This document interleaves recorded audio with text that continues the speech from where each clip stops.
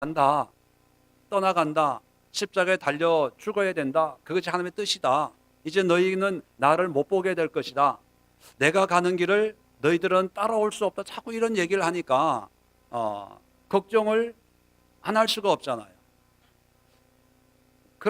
그런 제자들에게 이제 걱정을 하지 마라. 내가 갔다가 다시 오겠다. 뭐 그렇게 얘기합니다. 그러니까 5절에 도마가 어디로 가는지 우리가 알지 못하거늘 그 길을 어찌 알겠삼나이까? 무슨 얘기냐면 예수님이 간다는 그 길을 우리가 모르니까 어떻게 걱정이 안 되겠습니까? 그 얘기예요. 8절에도 빌립이 주여 아버지를 우리에게 보여주옵소서 그리하면 족하겠나이다. 한마디로 얘기하면 하나님을 보여주세요. 그러면 내가 걱정 안 할게요. 염려 안 할게요. 그런 얘기입니다. 22절에도 보면 주여 어찌하여 자기를 우리에게는 나타내시고 세상에는 아니하려 하시나이까? 한마디로 얘기하면 예수님 그냥 세상 사람들에게 예수님의 그 능력과 또 권세를 한번 보여줘 가지고 그냥 사람들이 와 하도록 한번 해보세요. 그러면 우리가 걱정 안 할게요.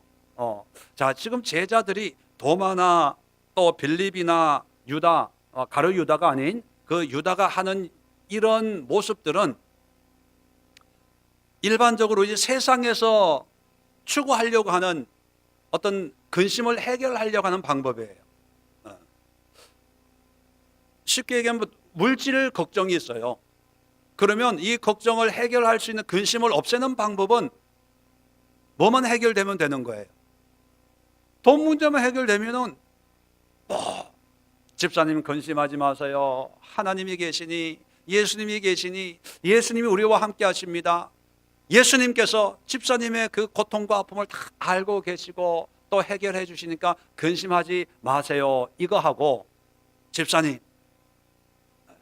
내가 돈 1억을 드릴 테니까 근심하지 마세요 하는 거 하고 전자가 더 위로가 돼요? 후자가 더 위로가 돼요? 물어보나 마나지요. 물어보나 마나. 제자들이 원하는 게 그거예요. 그런 근심의 문제를 해결해 달라는 거예요. 그런데 그런 요구에 예수님은 계속해서 예수님의 그 영적인 말씀을 지금까지 쭉 하고 있어요. 그러다가 마지막 부분에 27절에 보면 평안을 너에게 끼치노니 평안을 준대요. 그런데 문제는 나의 평안을 너에게 준대요. 나의 평안이란 의미는 예수님의 평안과 제자들이 생각하는 평안과 같다는 거예요? 다르다는 거예요? 다르다는 거예요. 그러니까 나의 평안 이렇게 표현하는 거예요. 그러면 어떻게 다르냐? 보세요. 내가 너에게 주는 것은 세상이 주는 것과 같지 아니하니라. 그러니까 세상이 말하는 어떤 평안의 모습, 염려, 걱정, 근심이 없어지는 그런 모습과 예수님이 말하는 평안 또는 평안이 해결되는 그런 방법이나 모습과 같다는 거예요? 다르다는 거예요? 다르다는 거예요. 그러면 우리는 예수님을 믿는 사람들입니다. 그렇다면 우리가 추구하는 평안의 모습은 세상적인 평안의 모습이에요? 예수님이 주시는 그런 평안의 모습이에요? 그런데 지금까지 세상의 평안을 추구했습니까? 하나님의 평안을, 나의 평안이라고 하는 예수님의 평안을 추구했습니까? 왜 대답이 점점 작아져요? 여기에서 이 신앙생활이 이게 제대로 안 되는 거예요. 예수님은 분명히 나의 평안을 준다고 말씀을 하셨기 때문에 우리가 추구하는 평안은 세상의 평안이 아니라 예수님의 평안을 추구하고 그것이 평안인 줄로 알고 믿고 그런 평안으로 살아가는 것이 그리스도인들입니다. 제 말 틀려요? 맞아요? 한국 사람이라고 하면 한국 법을 지키고 한국의 어떤 전통의 가치를 국민성을 어떤 그런 국민으로서의 역할을 해나가야 한국 사람인 거거든요. 그렇지 않으면 한국 사람의 삶의 모습이 안 되는 거예요. 헌법을 안 지키고 법을 안 지키면 어떻게 그게 한국에 살 수가 있겠습니까? 마찬가지로 우리가 하나님 안에서 평강을 누리고 기쁨과 감사함으로 산다고 말은 해요. 그런데 이 제자들처럼 그 평강의 모습이 내 문제 해결해 주는 것. 가난한 사람에게는 물질이 생길 때 이제 살만하다, 기쁘다. 또 질병으로 고생하는 사람들에게 이 문제가 해결돼야 하나님이 나를 사랑하시는구나, 감사하다, 기쁘다. 그렇게만 생각하니까 하나님이 물론 그렇게 역사할 때가 있어요. 기적과 이적을 통해서 물질도 주고 돈도 주고 건강도 줄 때가 있어요. 그런데 때로는 하나님이 주시는 평안은 세상의 평안과 다르기 때문에 다른 걸 주시는 거예요. 그러니까 하나님은 정말로 우리를 사랑해서 평안을 줘요. 그런데 우리는 그것을 하나님이 주시는 평안이라고 깨닫지를 못하는 거예요. 인정을 못하는 거예요. 제자들 보세요. 14장을 쭉 읽어보면 우리가 그동안 몇 달을 걸쳐서 공부하고 있지만 예수님의 말씀을 이해가 안 되는 거예요. 그러니까 계속해서 유명해지세요, 하나님을 보여주세요, 주님의 가는 길을 우리에게 알려주세요 하고 자기의 원함을 요구하는 거예요. 우리 식으로 얘기하면 예수님 그래도 믿는다고 됩니까? 그래도 돈 좀 주세요. 그래도 은혜로만 삽니까? 건강해야지 건강 주세요. 그래도 좀 유명해야 되니까 교회 좀 부흥 좀 시켜주세요. 등록교인 적어도 조금 가족적인 분위기에서 목회는 해야 되니까 한 1000명 정도, 그 정도는 돼야 뭔가 좀 주의 일을 할 수가 있지 않겠습니까? 그게 평안이라고 생각하니까 그게 쉬워요, 어려워요? 잘 안 되니까 믿음 생활하면서도 불평하는 거예요. 대놓고 하나님 앞에 원망은 할 수 없지만 그래도 하나님 감사합니다 찬양하고 기도하지만 속으로는 언제 하나님이 내 기도 응답하실까? 이미 하나님의 응답 주셨는데, 이미 하나님이 역사하셨는데 언제 하나님이 내 기도 들어주실까? 왜 그러냐 하면 세상의 평안을 자꾸 찾는 거거든요. 세상의 평안. 여러분, 다시 한번 말씀을 합니다. 예수님이 주는 평안은 세상이 주는 평안과 달라요. 그렇다면 우리의 생각도 달라져야 돼요. 세상이 가지고 있는 어떤 가치관으로 내가 행복하고 기쁘고 평안하고 또 반대로 염려하고 걱정하고 근심하고 그런 모습의 어떤 개념들을 바꿔야 됩니다. 바꿔야 돼요. 자, 그렇다면 하나님이 주시는 평안의 모습은 뭐냐는 거예요. 26절입니다. 다시 한번 읽습니다. 시작. 보혜사 곧 아버지께서 내 이름으로 보내실 성령 그가 너희에게 모든 것을 가르치고 내가 너희에게 말한 모든 것을 생각나게 하리라. 자, 여기 보니까 보혜사라고 하는 게 나와요. 성령님이죠.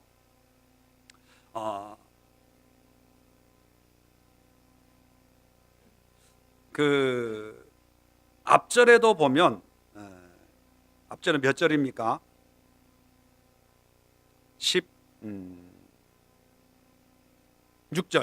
16절에 보면 내가 아버지께 구하겠으니 그가 또 다른 보혜사를 너희에게 주사 영원토록 너희와 함께 있게 하리니 그는 진리의 영이라. 진리, 말씀의 영이라는 거예요. 말씀이 진리이기 때문에 진리의 영이라. 자, 세상은 능히 그를 받지 못하나니 세상 안 믿는 사람들은 능히 성령을 못 받는다는 거예요. 왜냐하면 이는 그를 보지도 못하고 알지도 못하기 때문에 이런 보혜사가 있다는 걸 인정을 안 하니까 안 믿으니까 이 성령을 모셔 드릴 수가 없다는 거예요. 안 믿는 사람들은. 그런데 믿는 너희들은 너희는 그를 안 하니 성령을 안 하니 그는 너희와 함께 거하시며 또 너희 속에 계시겠습니다. 염려 걱정 근심하는 이 제자들에게 예수님이 말씀하시는 것은 보혜사, 원어적으로는 돕는 자, 카운셀러, 헬퍼 뭐 이런 뜻입니다. 돕는 자를 보내주는데 세상 사람들은 이걸 모른다. 그런데 너희는 이 성령님을 아니까 이 성령님을 모셔드리면 너희와 함께 거하고 너희 속에 계시겠습니다. 이게 뭐 성령 강림 또는 개인적으로 성령 세례, 성령 내주 뭐 이런 표현을 씁니다. 하여튼 성령님이 우리와 함께 계세요. 그러면 이 성령님이 우리와 함께 하시면서 뭘 하는 거예요? 물론 성령님의 역사가 여러 가지가 있어요. 뭐 능력도 나타나고 뭐 신비로운 어떤 그런 역사들도 있지만 염려, 걱정, 근심하는 사람들에게 성령님이 오셔서 우리와 함께 하면서 하는 일이 뭐냐면 26절입니다. 성령님이 내 이름으로 보내실 성령, 보혜사가 성령이에요. 그가 성령이 너희에게 모든 것을 가르치고 너희에게 말한 모든 것을 생각나게 해요. 가르치고 생각나게 하는 것을 뭘 가르치고 생각한다고요? 생각나게 한다고요? 하나님의 말씀.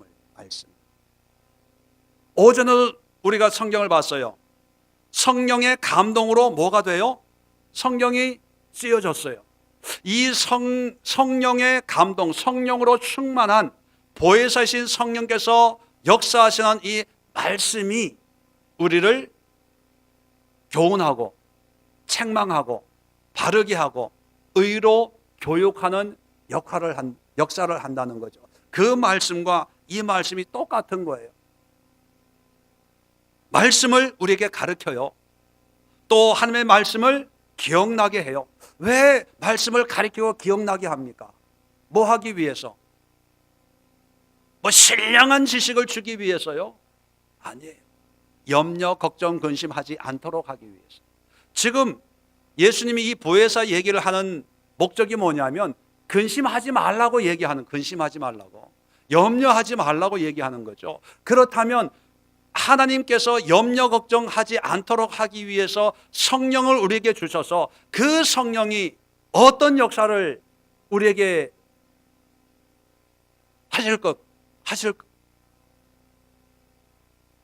하실까요?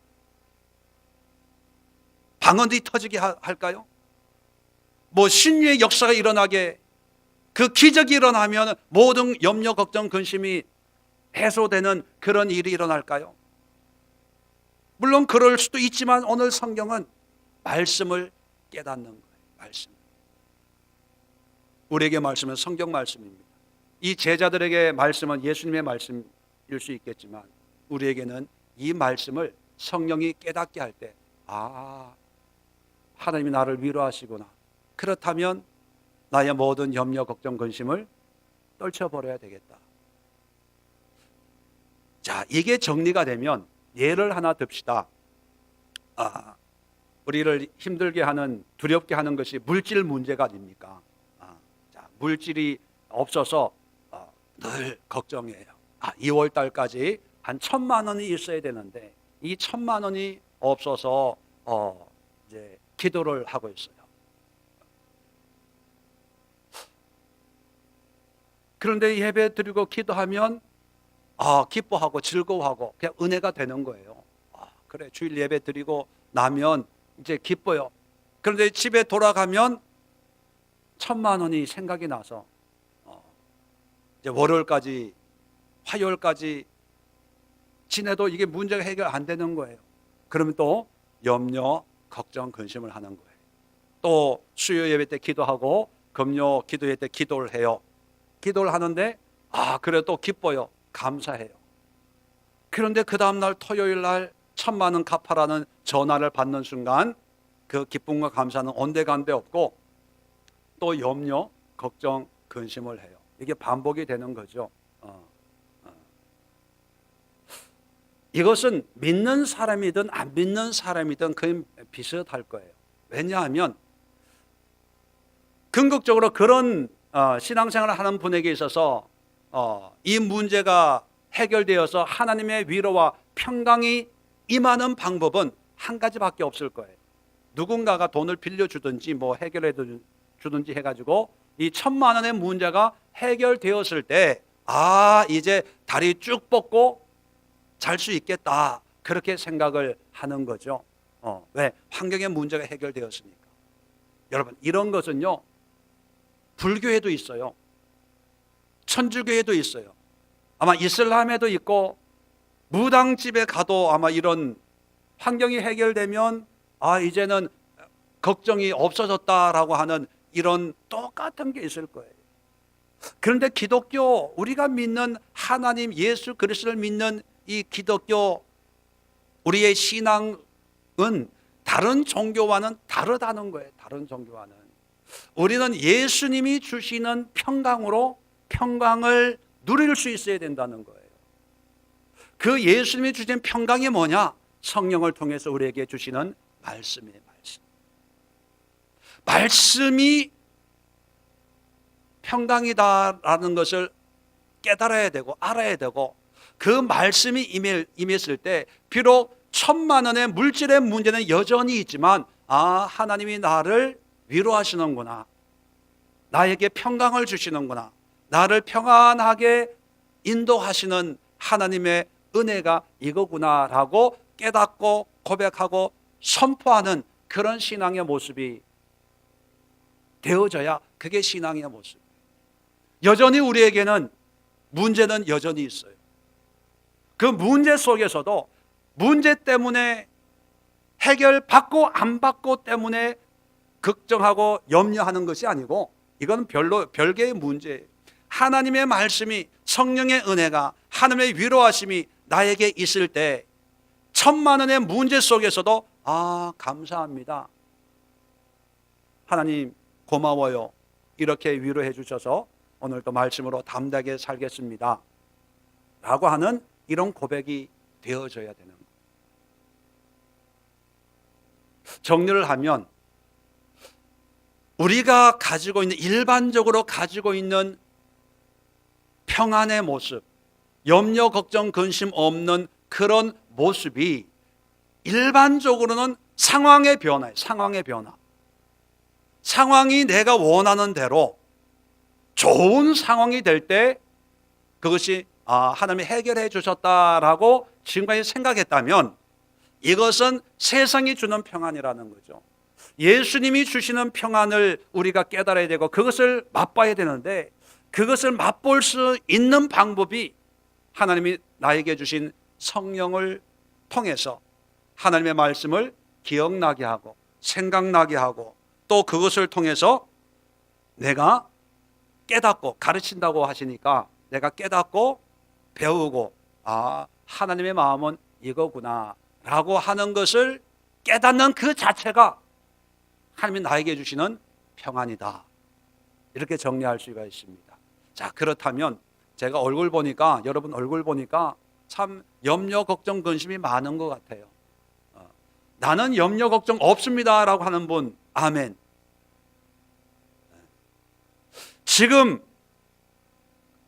염려, 걱정, 근심의 문제는 있지만 그래도 나는 염려, 걱정 없습니다 하는 분만 아멘.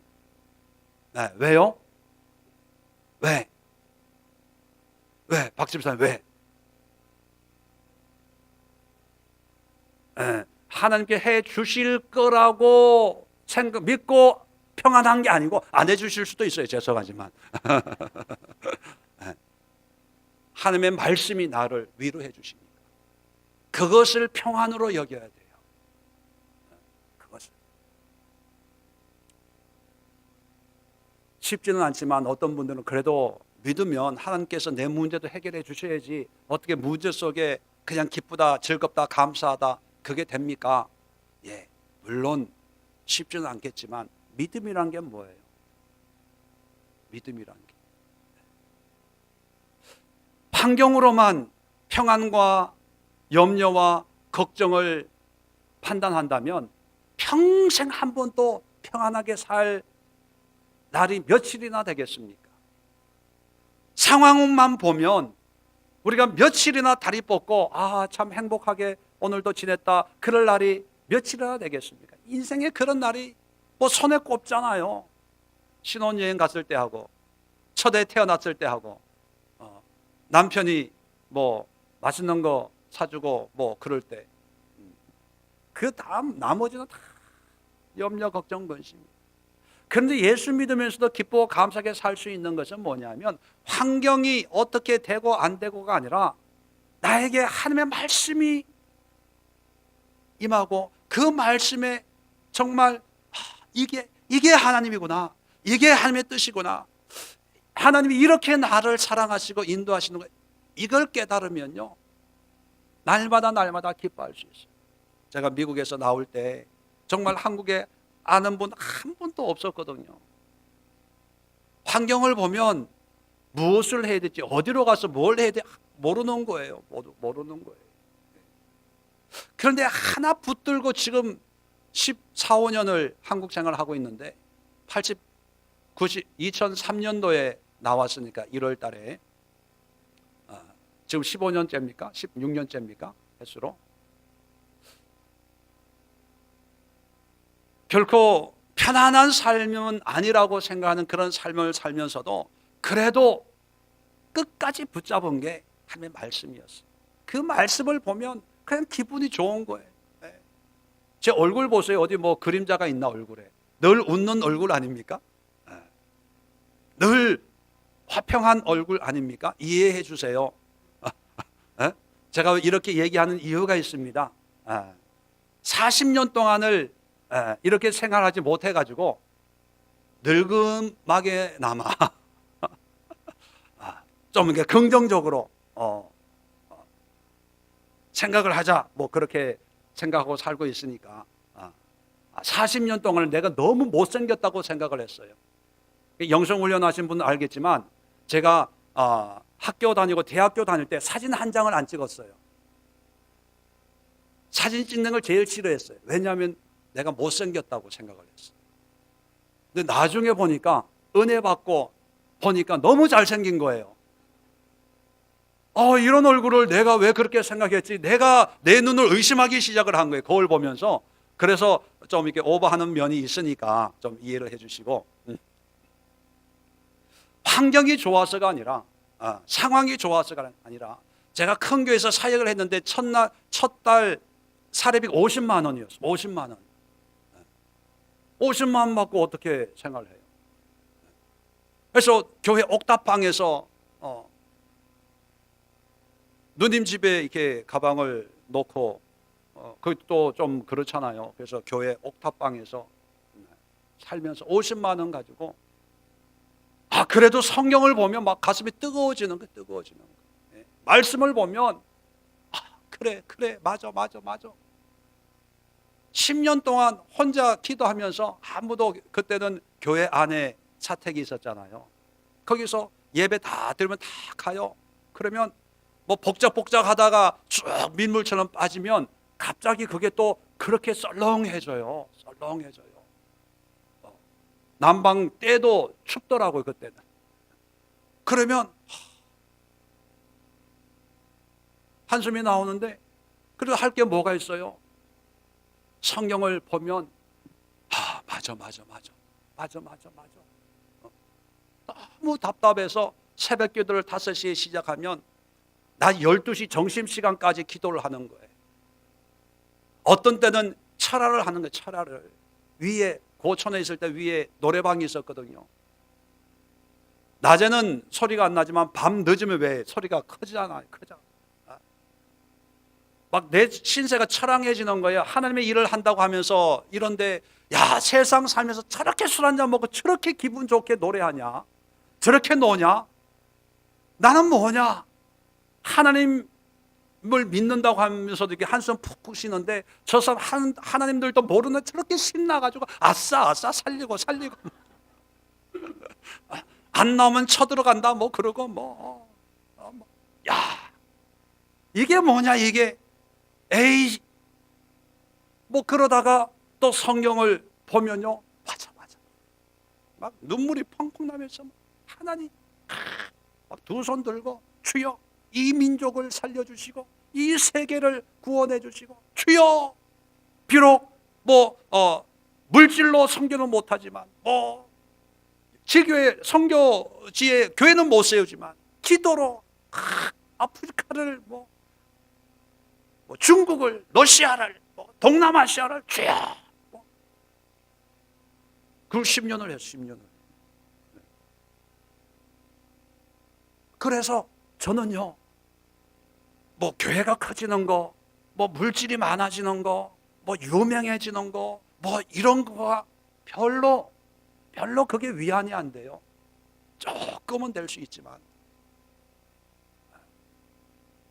정말 우리 그리스도인에게 주는 정말로 이 보석 같은 하나님의 은혜는 이 말씀이구나. 말씀. 기도하면서 주시는 성령의 음성, 그 음성 한 구절 붙들고 살아갑니다. 믿음의 선배들 보면 존 웨슬레나 마르틴 루터나 뭐 영적 대가성 운동을 한 조나단 에드워드나 이런 사람들 보면요, 말씀 한 구절에 사로잡히는 말씀 한 구절. 의인은 믿음으로 말미암아 살리라, 이 말씀 한 구절에 마르틴 루터가 되는 거예요.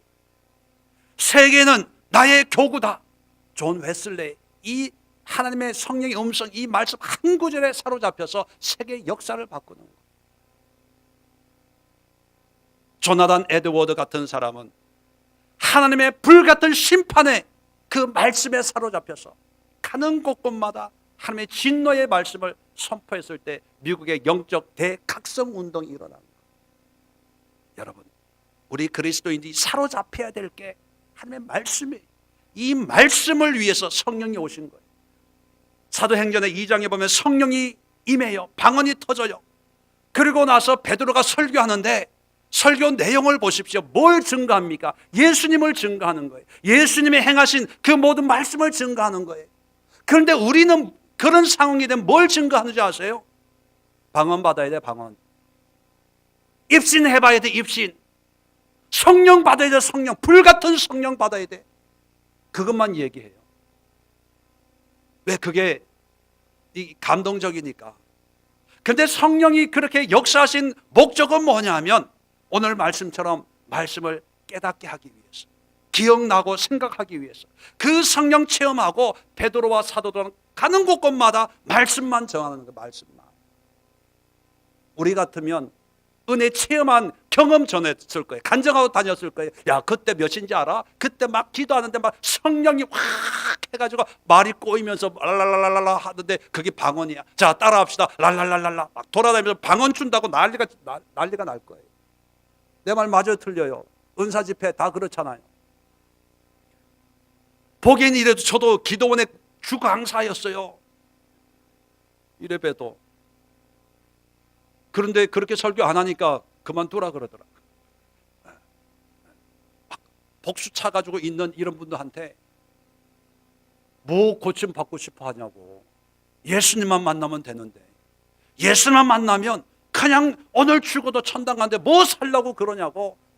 고쳐달라고 기도하지 말고 예수님 만나게 해달라고 기도하라고.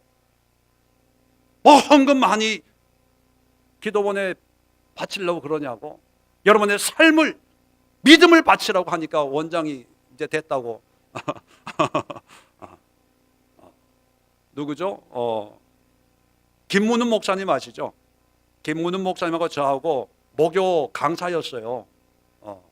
매주 목요일 날 그분이 2번째 강사고 제가 3번째 강사고 이래봬도. 하여튼 저는 확신이 있어요. 여러분의 모든 문제에 위로와 평강이 어디에서 임하냐? 난 여기서 임한다는 확신이 있어요. 이 말씀을 위해서 성령이 우리에게 오셨어요. 그 성령은 늘 이 말씀을 우리에게 주세요. 그 말씀이 우리를 치료하고, 오늘 우리 나의 고백이 있잖아요. 성경은 정확무한 하나님의 말씀이며 이 말씀이 나의 삶을 변화시키는 능력의 원천이기에 나는 하나님의 임재 속에서 마음의 문을 열고 하나님의 음성을 들으려 합니다. 오늘 말씀이 나를 치유하고 회복시키며 새롭게 하실 것입니다. 그리고 내가 어떤 사명과 비전을 가지고 살아갈지 말해주실 것입니다. 하나님이여, 이제 나에게 말씀하옵소서. 즐거이 듣고 순종하겠습니다. 이 나의 고백을요, 교회 개척하면서 주보에 아예 지금까지 하는 거예요. 왜? 이게 진리고, 이것이 복음이고, 이것이 평안이고, 이것이 치료고, 이것이 회복이고, 이것이 온전한 삶을 사는 하나님의 뜻이라는 걸 뼈저리게 느끼니까. 설교 전에 그 말씀 한 구절이 여러분의 남은 생을 변화시킬 수 있는 그런 성령의 도구로 쓰임 받기를 기도하면서 말씀을 준비하고, 또 말씀을 듣기 전에, 증거하기 전에 이런 고백을 하는 거예요. 여러분, 이제 여러분들의 그 평안을 추구하는 것을 세상 사람들처럼 그런 쪽에 자꾸 찾지 마세요. 환경에서 찾지 마세요. 여러분의 상황에서 찾지 마세요. 상황이 되어지면 감사하고, 상황이 안 되면 이거 기도해도 별 수 없네, 기도해도 응답이 안 되네. 그거는 믿음의 모습이 아닙니다. 믿음의 모습이란 뭐냐? 하나님의 말씀에 감동하고, 그 말씀이 나에게 위로가 되고, 나의 힘이 되고, 능력이 될 수 있는 그런 믿음, 그걸 위해서 성령이 나와 함께하고 있다는 것입니다. 한 주간 살아가면서 성령께서 끊임없이 여러분들에게 말씀하세요. 이거는 믿음이 좋고 안 좋고가 아니라 모든 사람. 왜요? 성령님이 믿음 좋은 사람들만 함께 하나요?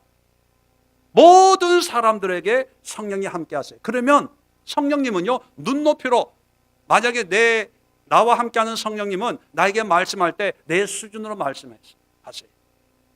윤우와 함께하는 성령님은요, 윤우 수준으로 윤우에게 말씀해요. 눈높이로. 깎아줄게, 엄마한테 매달리지 마라. 윤우야, 이제는 기저귀 벗었다. 애기처럼 그러지 마라. 윤우야, 안 그러면 한 대 꿀밤 때리고. 윤우 수준. 그러니까 여러분, 하나님은 나에 관심이 없어, 나는 못 들어, 그게 아니라 관심이 없어서 그래. 훈련이 안 돼서 그래. 귀만 열면, 눈만 열면 성령의 인도하심과 함께하심이 날마다 나에게. 그래서 성령과 동행한다는 의미가 뭐냐면, 말없이 아들과 아버지의 관계가 아니고요, 일반 한국의 아버지와 아들, 하루 종일 있어도 말 한마디 안 하는 그런 일반적인 밥 묻나, 그런 성령님과의 관계가 아니고요, 정말 친밀한. 요즘 어떻게 지내? 성령님 여러분 이렇게 지내고요, 저렇게 지내고요. 그래서 그런데 말이야, 이러쿵 저러쿵, 정말 친밀하게 말씀하시는 그런 성령님을 경험하면 어떤 환경 속에서도 염려 걱정하지 않는 그런 삶을 살 수가 있습니다. 성령과 평안을 함께 누리는 우리 예수의 교회 모든 성도님 될 수 있기를 주의 이름으로 축원을 드립니다. 기도합니다. 좋으신 하나님,